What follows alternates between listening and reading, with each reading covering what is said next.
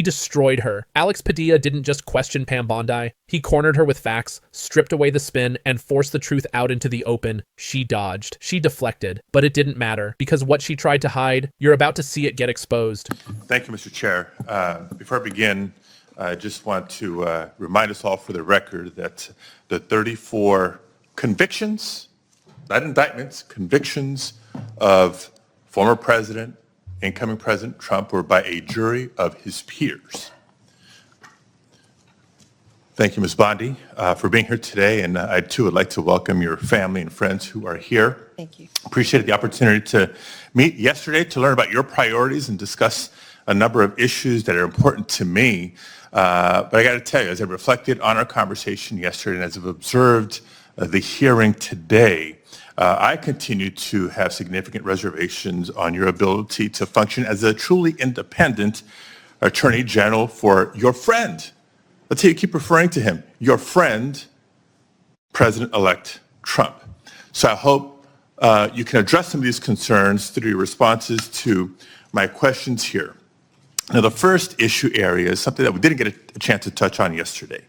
So I actually want to follow up on some of Senator Durbin's questions from earlier about the 2020 election.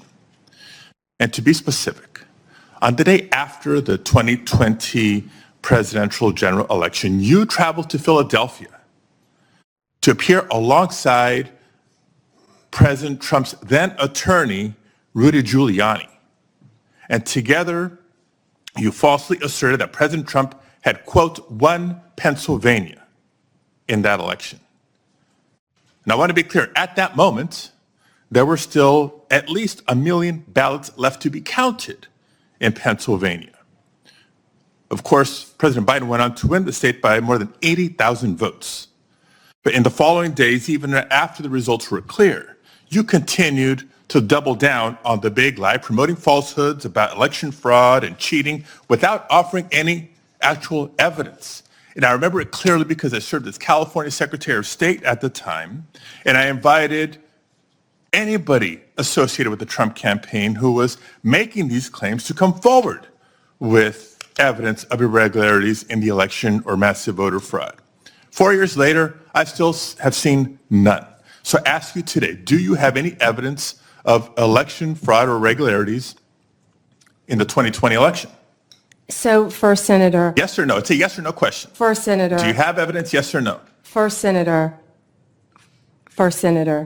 I'm so sorry about the fires to you and Senator Schiff and what you're going through in your states. I have to say that. I appreciate that, but my clock is ticking and I want to hear your answer. All of our hearts go out to everyone in California for what you're facing right now. I'm glad you asked the question about Pennsylvania. It's a yes or no question. Do you have evidence, yes or no? Senator, I was hoping you'd ask the question. Do you have evidence, yes or no? I traveled to Pennsylvania. Do you have the evidence, yes or no? I traveled, Senator, to Pennsylvania. Okay. You're not answering my question. If you have no evidence to offer, let me ask you this. Will you now retract your previous statements that Trump won Pennsylvania in the 2020 election, yes or no? Oh, Senator, I traveled to Pennsylvania, and let me tell you what I saw firsthand. Yes or no? I didn't talk about California because I was not in California. I talked about... Yes or no? Last time I'm going to ask. I talked about Pennsylvania because Mr. Chair, I was there. I'm going to move on because she's clearly not answering my questions. And I want to know, colleagues, for everybody, members of the committee and everybody watching, that the attorney who stood beside Mr. Giuliani was making very similar statements. And he has since been disbarred from multiple jurisdictions for making these false claims about the 2020 election in court.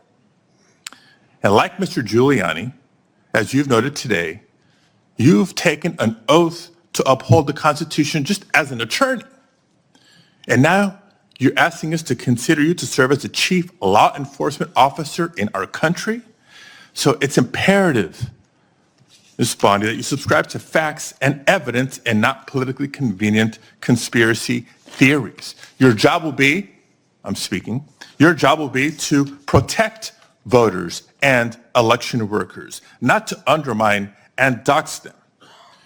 Now, I know that earlier you agreed that Joe Biden is in fact president, but many of the president-elect's inner circle continue to spread the big lie about the 2020 election. Then we'll move on to a different topic. 'cause I know Senator, that's one you were that you're obviously speaking. not comfortable May with. I speak?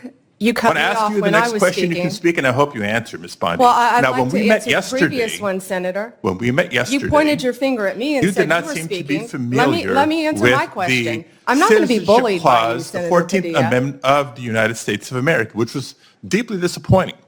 I guess you And I'm didn't want to hoping you're hear more my familiar with answer it about today Pennsylvania. after I gave an opportunity to study overnight. So can you tell me and this committee what the Citizenship Clause of the 14th Amendment says? Senator, I'm here to answer your questions. I'm not here to do your homework and study for you. If I am confirmed as You're Attorney the one General... asking for a confirmation Hey, vote, you ma'am. cut me off. Can I please finish? What does the 14th Amendment say? Senator, the 14th Amendment, we all know, addresses birthright citizenship. I've been a state prosecutor. I've been a state AG. I look forward to, even given your remarks today, working with you and the people of California if I am confirmed as the 87th Attorney General of the United States of America. I didn't take your homework assignment. I'm sorry. I was preparing for today. So on the 14th Amendment, now you've testified repeatedly to this committee that you will uphold the laws of this country and defend the Constitution of the United States. Do you believe birthright citizenship is the law of the land, and will you defend it regardless of a child born in the United States, regardless of their parents' immigration status? Senator, I will study birthright citizenship. I would love to meet with you regarding Ma'am, you're birthright asking us citizenship. to Can I continue answer to the serve as the question? Attorney General of the United States, and you still need to study the 14th Amendment of the Constitution? That is not helping me have more confidence in your ability to do this job. One other immigration-related question, I'll steer clear of the I Constitution have one and the regarding law. that I'd like to Senator talk about. Hirona asked you earlier, but I don't think you answered her question. Can you please tell us, do you agree with the statement that immigrants are, quote, poisoning the blood of our country, yes or no? I did not say that. I did not say that you said that. I'm asking if you agree with it, yes or no. I did not say that. Do you agree with it, yes or no? Senator, my great-grandparents are immigrants. Do you agree with it, They yes or no? came here from Sicily Do you agree through with it, Ellis yes or Island no? when they were teenagers. Do you agree with it, yes or no? Senator, let me answer the question. Yes or no? It's My real simple. great-grandparents came here, immigrated to this country from Sicily, recently went and found each of their birth certificates. We are a nation made up of immigrants. Do I believe immigrants are poisoning our country? No, Senator. Thank you very much, Mr. Chair. I can't wait for the second round. Same, Senator. Thank you. No, sir.